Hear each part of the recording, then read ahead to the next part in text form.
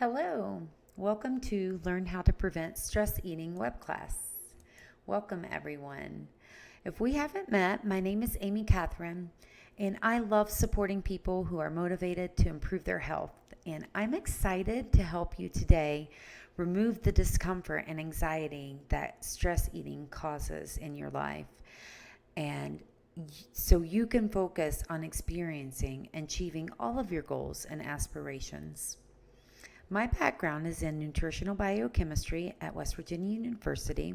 I completed my coaching certification through the Institute for Integrative Nutrition in New York City, and I start my doctoral studies in integrative and functional nutrition with a minor in mind-body medicine at Saybrook University. I start that next month.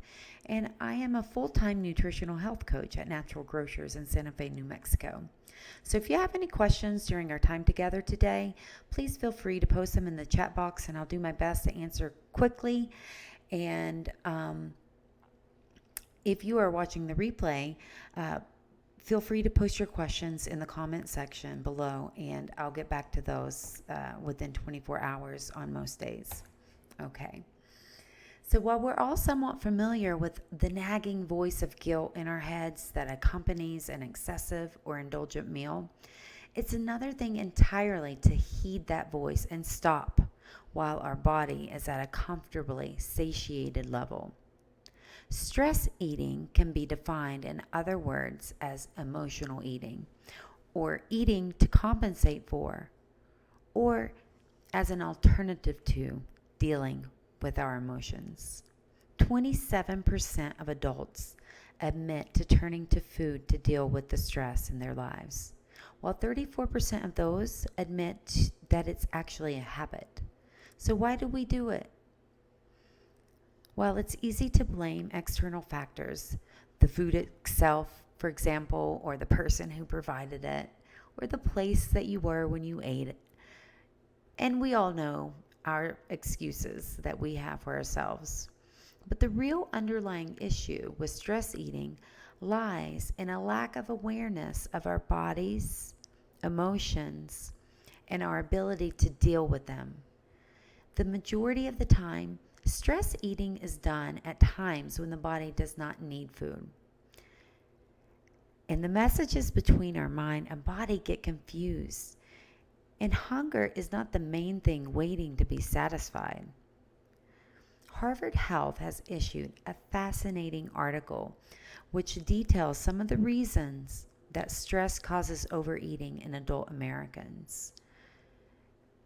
Here is a link in the chat box. I'll post that to the article. It's really interesting. And if you are watching the recording again, that link can be found in the description of the video. So just as the article I've linked to the Harvard website, in the short term, stress can actually prevent hunger cues. The hypothalamus in our brain produces hormones which actually suppress the appetite initially during stress. But as the stress continues, the opposite occurs. Cortisol is released at higher levels, and that increases the appetite and causes those of us who are encompassed in a stressful episode to block out any other emotions. And also, this includes logical thought oftentimes, so that the longer the stressful period continues, the more emotional eating a person will do. And this can end up being a cycle that you get caught up in, right? It just feeds itself. And this inevitably leads to weight gain, more hormone imbalances, and an increased risk of more serious diseases down the line, such as diabetes and cardiovascular problems. It's a vicious spiral that once you enter into it, it can be difficult to escape. But fortunately, there are ways to escape periods of stress and emotional eating. And the first step, which you are all doing by attending this class today, is to acknowledge that it has become an issue. And this is often where most people fall down, as their eating habits may fluctuate from periods of having a non-existent appetite due to mild stress to intense stressful episodes, which lead to emotional eating periods. And I want to include a quiz here. There's a link, and this quiz is a great way to assess your eating habits and why you act in certain ways around food when you do. It takes about 25 minutes, so I advise you to take this link down, copy it, maybe open it in your browser, and return to it directly after class. But here's the link. Okay, so cortisol is too frequently associated with the fight or flight reflex in our bodies, which is triggered in response to external threats or stressors. And when we experience periods of extreme hunger and intense stress, this triggers the same response from our cortisol levels. And both of these experiences cause the body to respond the same as it would as if you were being chased by a lion. So you can see it's easy to understand how the boundaries between one and the other get confused. Also, we've grown up getting a stable release of neurotransmitters to the positive areas of our brain when our hunger cravings are satisfied in a balanced way. And this leads to increased correlations and associations between food and our feelings. So recognizing that we have formed these thought patterns around the way we view food, we need to start asking ourselves questions like, are we eating purely to feel that rush of contentment? Or because our bodies actually need it? Are we really hungry? And this introspection is vital if we are to gain any kind of understanding of our eating habits. And the trick is to start training your brain to ask yourself these questions before you indulge.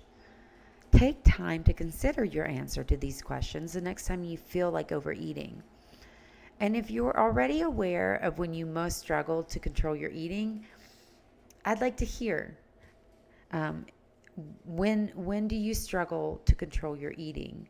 And I'm assuming some of you might already be aware of it since you're here in this class.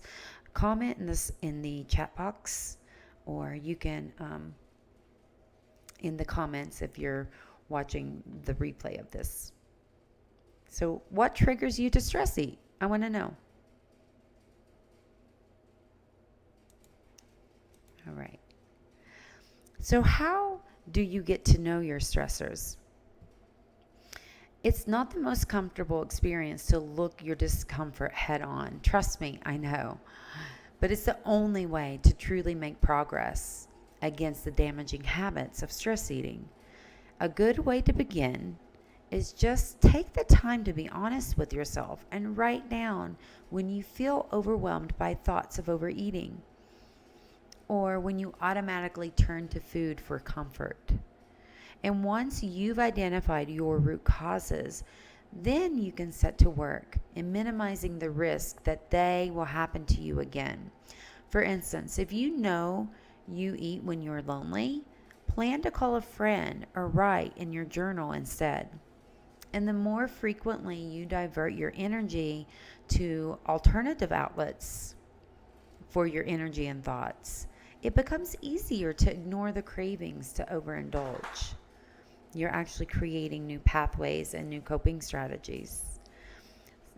And it can also be super helpful to carry healthy food with you so that you never feel deprived.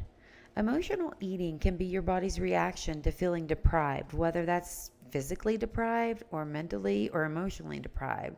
So start creating new ways to nourish yourself. And stocking your fridge with delicious, healthy foods is helpful. And also packing your calendar with exciting things to do, trying new things.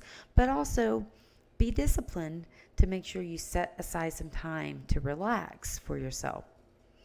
It's all about balance. So I have another link here, and it's in the description. If you're watching the replay, I'll put it in the chat box. This is some alternative ways to distract yourself from stress eating. So it's easy to recommend to a stress eater, attend a yoga class, start meditating.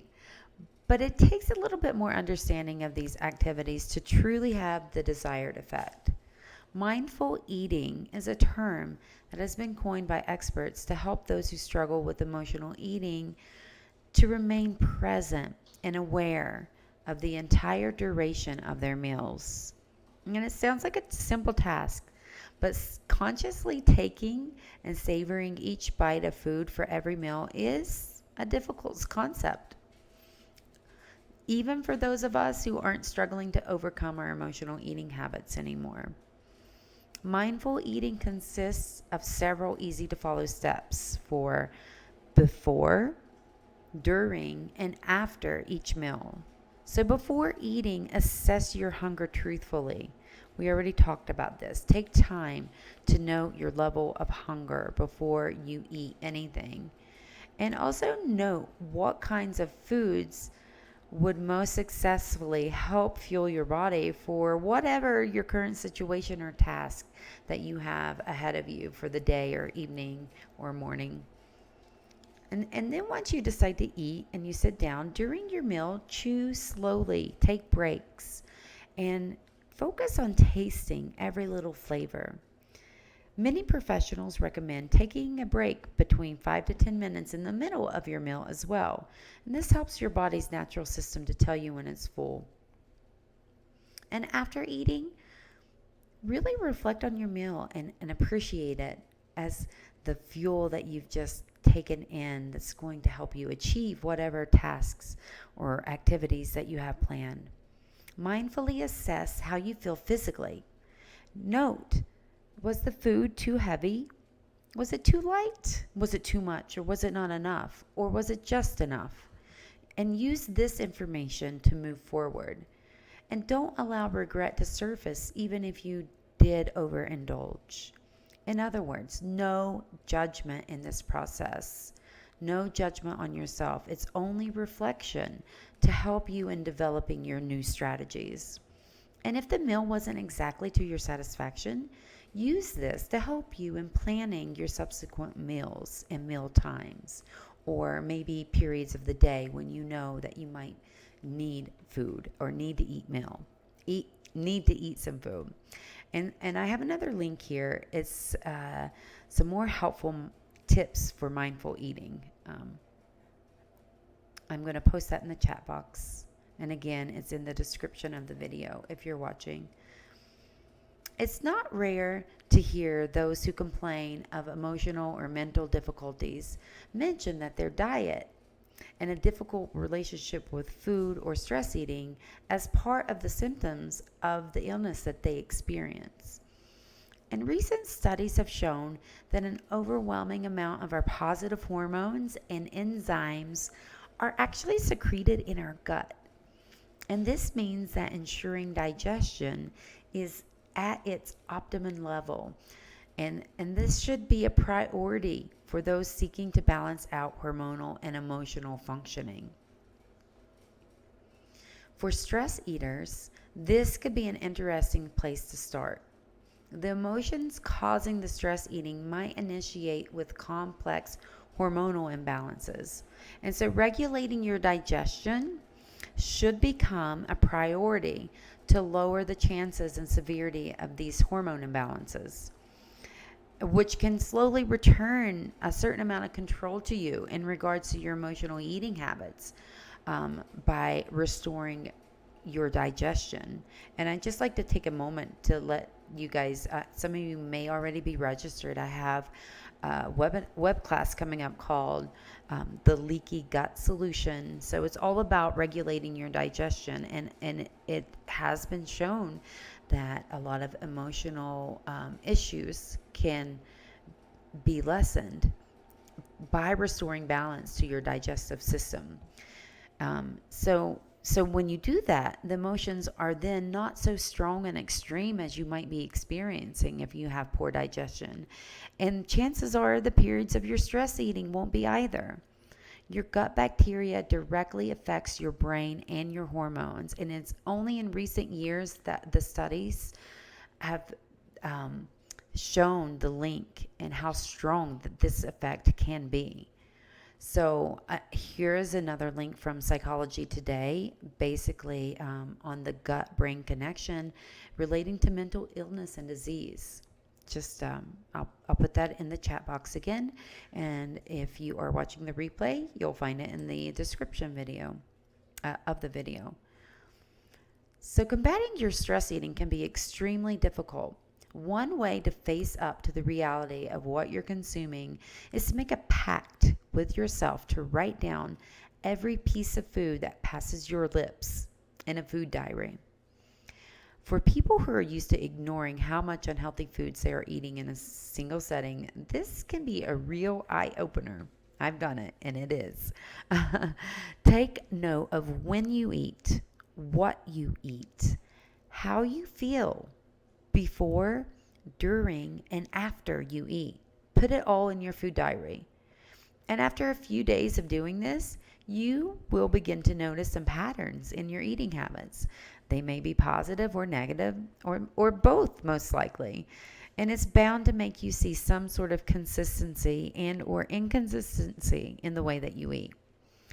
And you must know that there are numerous apps available to help you log the food, which, if it's right on your phone, that will help you keep track of your food intake and your exercise. And it's good to have quick access to that. But I do definitely suggest also having a journal where you can write down and acknowledge the emotions that you are experiencing around each meal, and how you feel physically before, after, and during, or before, during, and after a meal. So I do encourage keeping a food journal just for that, as opposed to just a diary in the apps.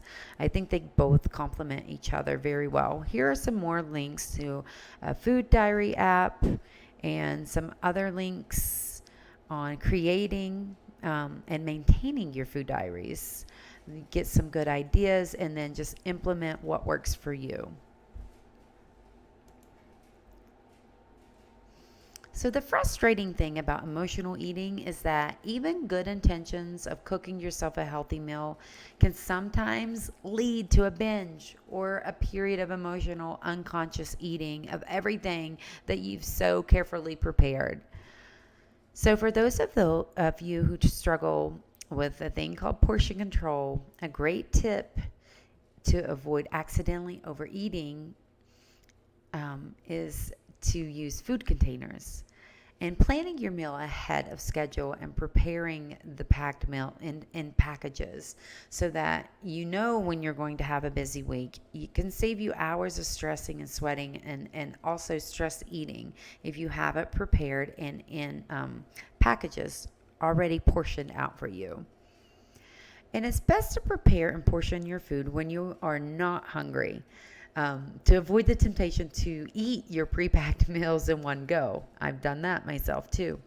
I speak from example. For example, like if you're starving for dinner but decide to cook your whole week's worth of lasagna, chances are you're going to eat a lot more than just one portion. So this is why I suggest for you to prepare your meals ahead of time and portion it out when you're not hungry. And this is part of mindfully cooking, mindfully eating, and mindfully preparing your meals. So here are some more links that will provide you with a little bit more information about the benefits that food prepping can have on your food intake, and also a lot of recommendations that you can, again, read and take out what works best for you so that you can plan, purchase, and prepare your food in a way that makes sense to you and works for you. So if you feel you've been measuring, analyzing, and attempting to change your eating habits to no avail, then it might be that you're simply not taking everything in your life into account as you attempt to change the way that you eat. Stress eating is an emotionally charged habit, and simply changing what you eat doesn't always get to the bottom of the issue, right? You need to look at other external factors such as the company you keep, environmental dimensions, and emotional and hormonal factors too. This also includes your physical and your mental activity. And to successfully reassess your eating patterns, you must reassess every aspect of your lifestyle. It makes so much sense, but yet it's often overlooked. That having a healthy relationship with food requires you to also have healthy relationships in all other aspects of your life as well. Livestrong.com is one of my favorite websites. It covers all aspects of achieving a healthy, balanced lifestyle. Has articles that relate to everything from food, nutrition, mental, and physical fitness. And they're all available for you to reassess how each area of your life fits together. So here's a link. It's a great place to start learning about the correlation between your nutrition, fitness, and your mentality. Eating unhealthy foods effects. So this is a Livestrong article. It's in the chat box again, and will be in the description of the video. So stress eating is not a recognized eating disorder. However, it can be a significant contributing factor to the symptoms of almost all of them. EDNOS, EDNOS, stands for an eating disorder not otherwise specified.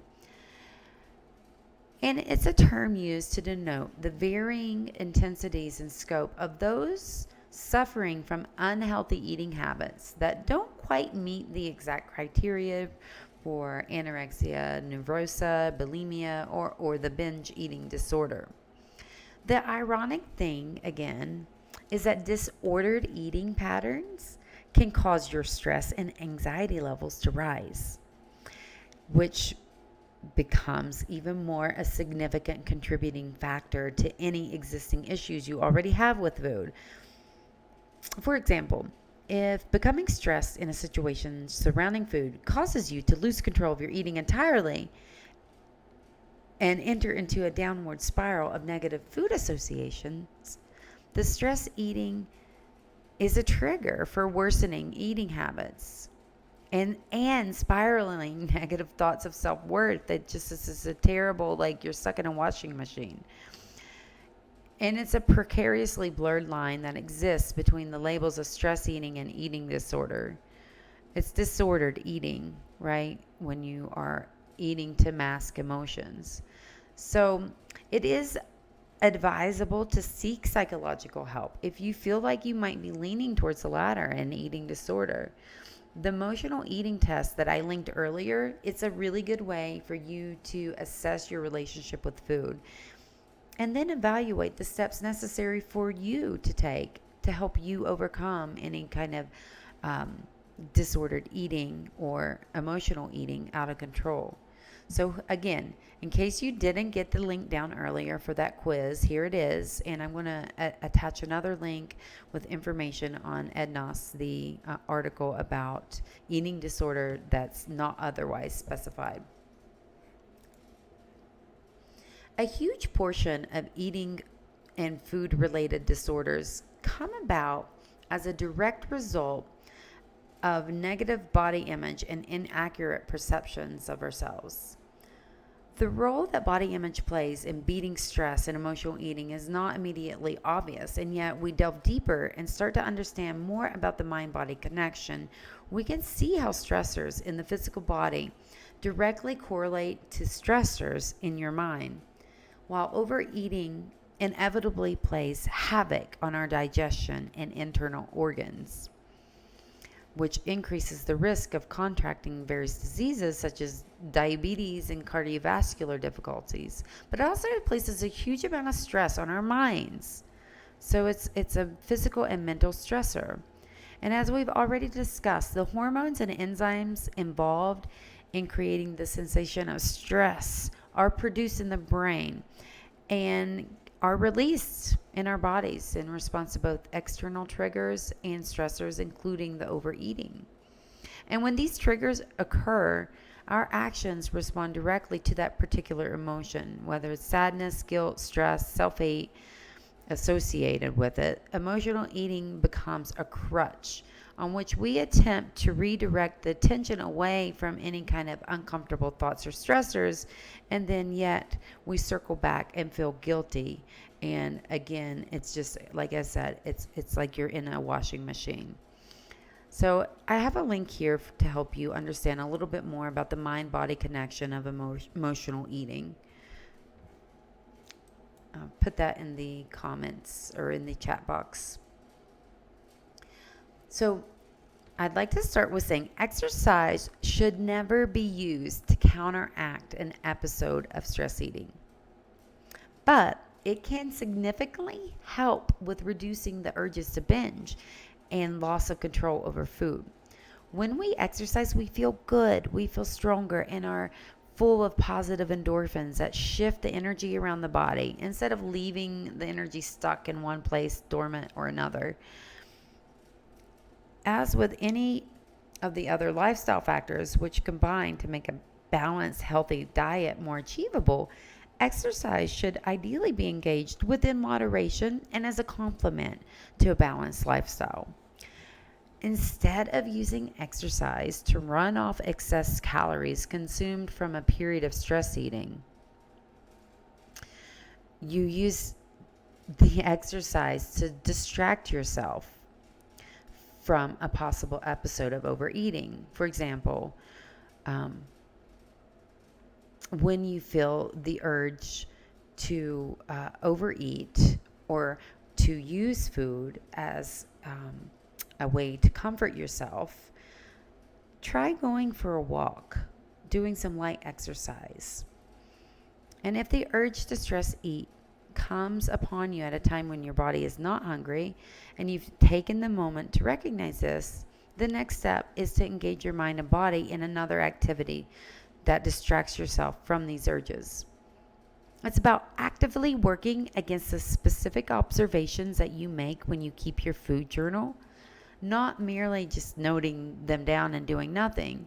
Use that information to empower yourself and set up winning strategies that work for you.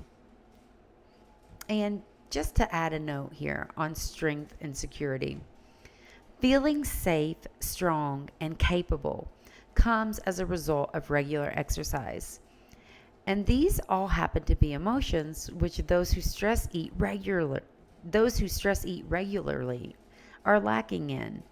So stress eating can be viewed as a weakness and a result of being incapable or unsafe in whatever conflicted emotions the person is dealing with at the time. And in this way, exercise can prove to be highly beneficial to those hoping to strengthen against the temptation of stress eating mentally. So this is a really interesting piece on the best and worst kinds of physical exercise for emotional eaters.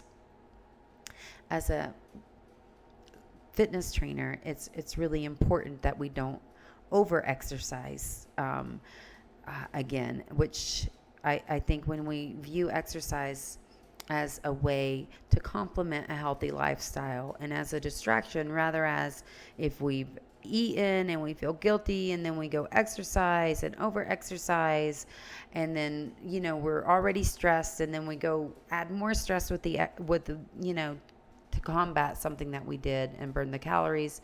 It's again, it's just plays into the role of that washing machine of too much cortisol. So I'd like you to check out this interesting piece about good exercise and worse exercise for emotional eaters. You might find it interesting.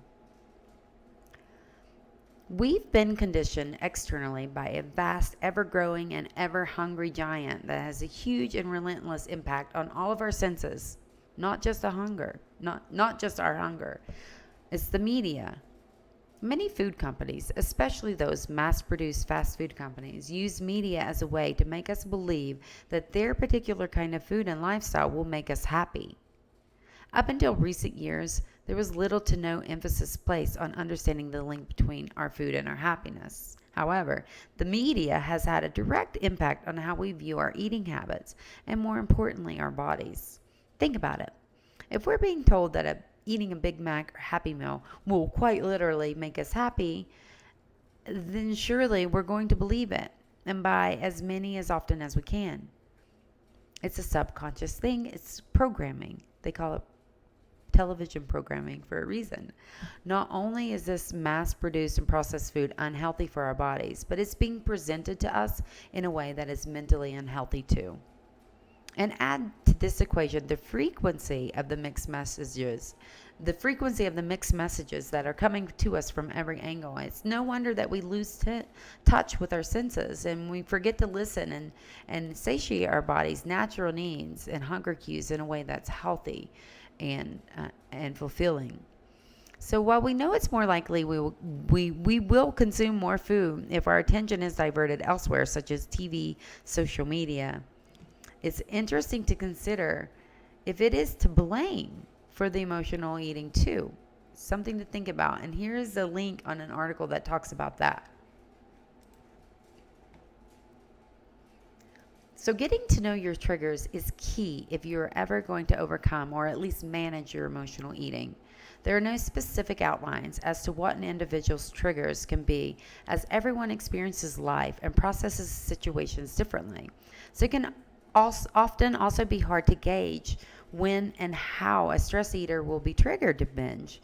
For this reason, I recommend taking the time while you are trying to gain control of your eating habits to focus solely on you. No matter how tempting it might be to surround yourself with people all the time to hide your eating issue, or even the opposite, isolating yourself. The solution to stress eating will not be found in either extreme. It's by becoming comfortable eating when you need to, eating as much as you need to, and stopping at that.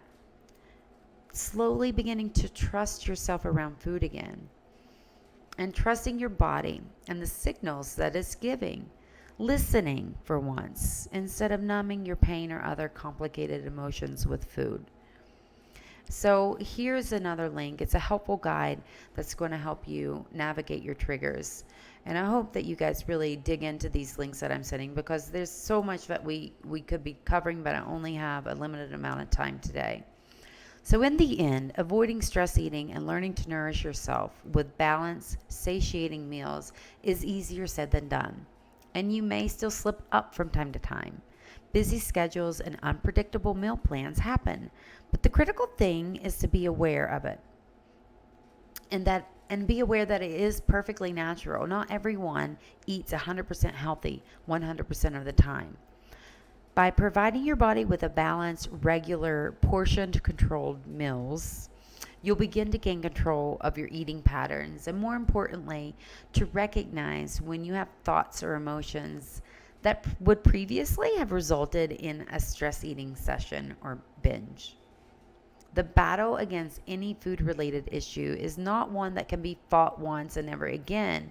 It's a series of decisions made over and over again, meal after meal, hunger cue after hunger cue, maintaining awareness surrounding your tendencies and habits.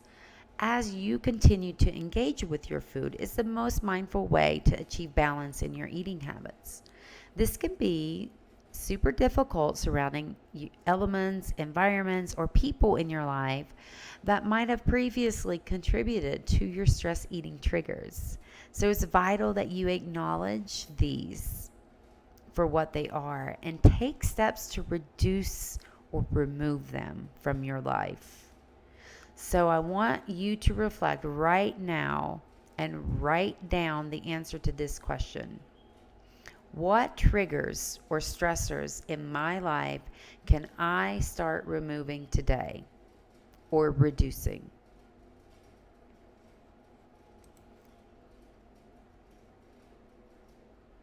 Taking the reins regarding your stress eating is doing more than just ensuring your continued physical health. It's taking control of your mental health too.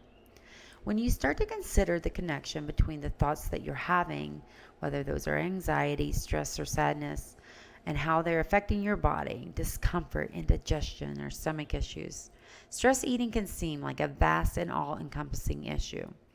But just as you can change your mind one thought at a time, you can change the way you relate to your food one bite at a time through mindful eating, journaling, food prepping, speaking openly about your issues, and acknowledging your triggers for what they are.